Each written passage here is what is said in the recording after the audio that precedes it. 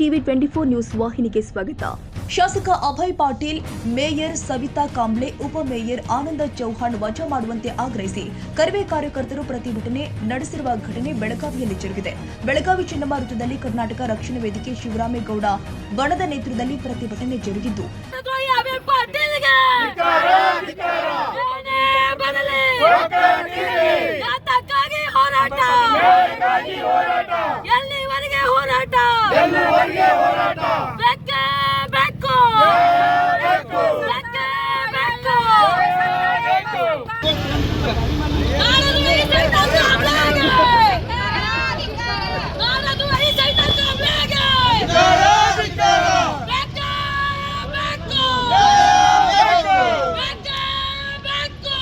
ಬೆಳಗಾವಿ ಚೆನ್ನಮ್ಮ ವೃತ್ತದಿಂದ ಮಹಾನಗರ ಪಾಲಿಕೆ ಕಚೇರಿವರೆಗೆ ಮೆರವಣಿಗೆ ಜರುಗಿದೆ. ನಾಡದ್ರೋಹಿ ಕೆಲಸ ಮಾಡಿದವರ ವಿರುದ್ಧ ಸೂಕ್ತ ಕ್ರಮಕ್ಕೆ ಆಗ್ರಹಿಸಿ ಪ್ರತಿಭಟನೆ ಜರುಗಿದೆ. ಛತ್ರಪತಿ ಸಂಭಾಜಿ ಮಹಾರಾಜ ಪುತ್ಥಳಿ ಅನಾವರಣ ಸಂದರ್ಭದಲ್ಲಿ ನಾಡದ್ರೋಹಿ ಘೋಷಣೆ ಮಾಡಿದ್ದಾರೆ. ಮಹಾರಾಷ್ಟ್ರ ಸಚಿವ ಶಿವೇಂದ್ರ ರಾಜೇ ಭೋಸ್ಲೆ ಜೈ ಮಹಾರಾಷ್ಟ್ರ ಘೋಷಣೆ ಮಾಡಿದ್ದಾರೆ. ಶಾಸಕ ಅಭಯ್ ಪಾಟೀಲ್, ಮೇಯರ್ ಸವಿತಾ ಕಾಂಬ್ಳೆ, ಉಪಮೇಯರ್ ಆನಂದ ಚೌಹಾಣ್ ನಾಡದ್ರೋಹಿ ಘೋಷಣೆ ಕೂಗಲಾಗಿದೆ. ಹೀಗಾಗಿ ಬೆಳಗಾವಿ ಮಹಾನಗರ ಪಾಲಿಕೆಯನ್ನ ವಿಸರ್ಜನೆ ಮಾಡುವಂತೆ ಕರವೇ ಜಿಲ್ಲಾಧ್ಯಕ್ಷ ವಾಜೀದ್ ಹಿರೇಕೊಡಿ ಆಗ್ರಹಿಸಿದ್ದಾರೆ.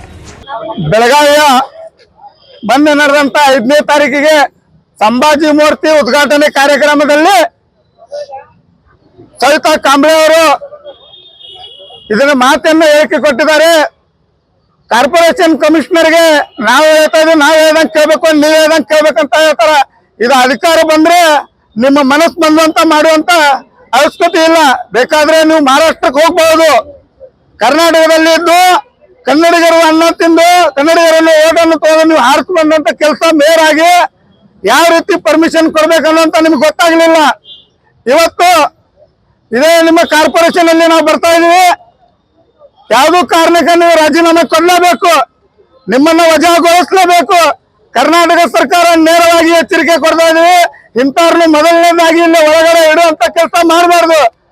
ಅಭಯ್ ಪಾಟೀಲ್ ಅವರು ಮಹಾರಾಷ್ಟ್ರಕ್ಕೆ ಜಯ ಅಂತ ಘೋಷಣೆ ಹಾಕಿದಾಗ ಬಾಜು ನಿಂತ್ಕೊಂಡು ಅವನಿಗೆ ಬುದ್ಧಿ ಮಾತನ್ನು ಕಲ್ಸೋದ್ ಬಿಟ್ಟು ಮತ್ತು ತೆಪ್ಪಳೆಯನ್ನು ಹಿಡಿಯುವಂತ ಕೆಲಸ ಮಾಡ್ತಾ ಇದಾರಲ್ಲ ಅವರು.